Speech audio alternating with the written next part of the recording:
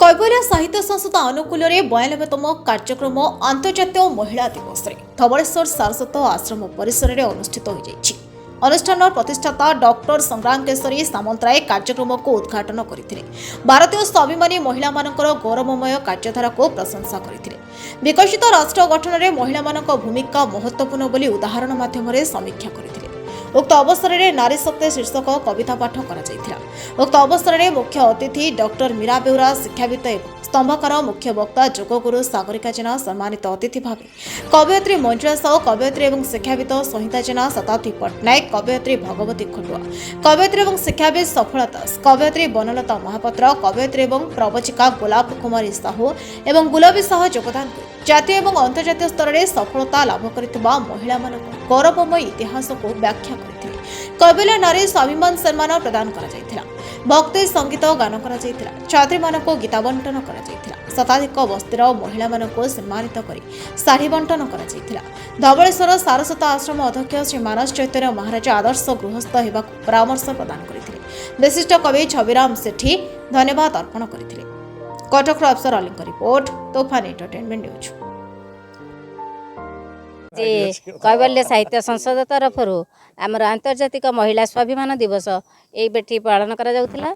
एटा आमर कैबल्य साहित्य संसदर प्रतिष्ठाता श्रीमान संग्राम केशरी सामन्तराय यह परिचालना करथिले। बहुत सुंदर प्रोग्राम ये थिला। प्राय 100 रु अधिक एठी आम उपस्थित थिलु। मते एठी आज अतिथि रूपे डाकी थिबारु मु सामन्तराय बाबू को कोटि कोटि धन्यवाद और कृतज्ञता ज्ञापन करुच्ची। से नारी मानक पई जो सशक्तिकरण पई जो तांकर प्रचेष्टा सेटा होची बहुत अभिनंदनीय स्वागत योग्य। ईश्वर पाखे आमे मनासुचु आशा करुचु से सुस्थ निरोग थांतु एवं एमती नारी की प्रचेष्टा करू सबको सशक्तिकरण कर। बहुत सुंदर अभिनव प्रयास समस्ते बहुत पिला मानकु गीता बंटन करा जायथिला एवं माँ मानकु शाढ़ी बंटन करा जायथिला। एटा गोटे सुंदर पदक्षेप। जय जगन्नाथ जय जगन्नाथ। डॉक्टर संग्राम केशरी सामन्तराय प्रतिष्ठाता और संपादक कैबल्य साहित्य संसद आम आज आंतर्जातिक महिला स्वाभिमान उत्सव 2026 पालन कलु।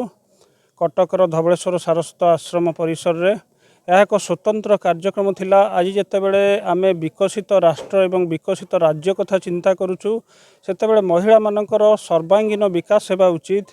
सेमानकर आर्थिक सामाजिक स्वाधीनता तांकु मिलिबा दरकार एवं शिक्षारे सेमाने संपूर्ण हेबा दरकार एवं समस्त अधिकार सेमाने पाइबा दरकार। महात्मा गांधी कहिथिले जेतेबेले महिला माने मध्यरात्रि चली पारिबे सेतेबेले आमे स्वाधीनता पाइछु बोली आमे ग्रहण करिबा।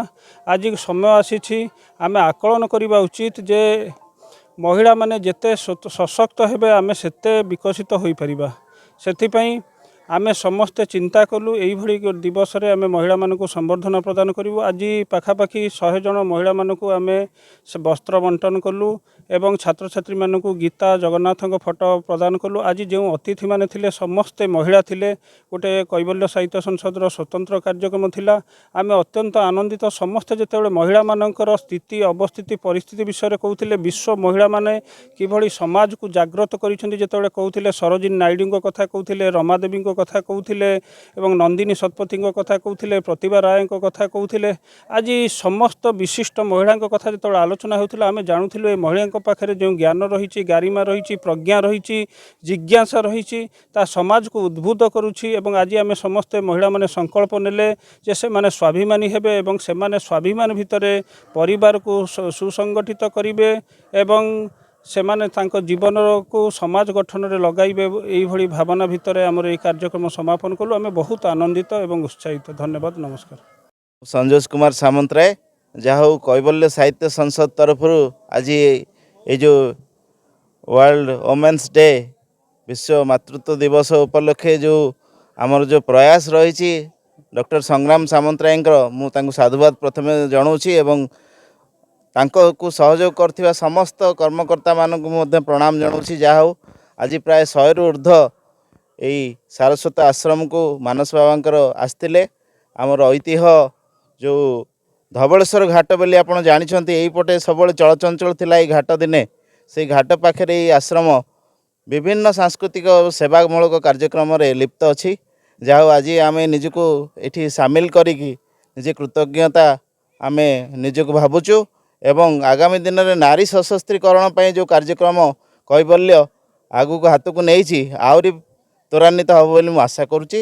ବନ୍ଦେ ଉତ୍କଳ ଜନନୀ, ଜୟ ଜଗନ୍ନାଥ, ଜୟ ସମସ୍ତ ନାରୀ ଜାତିକୁ ମୁଁ ନମସ୍କାର କରୁଛି। ଜୟ ଜଗନ୍ନାଥ।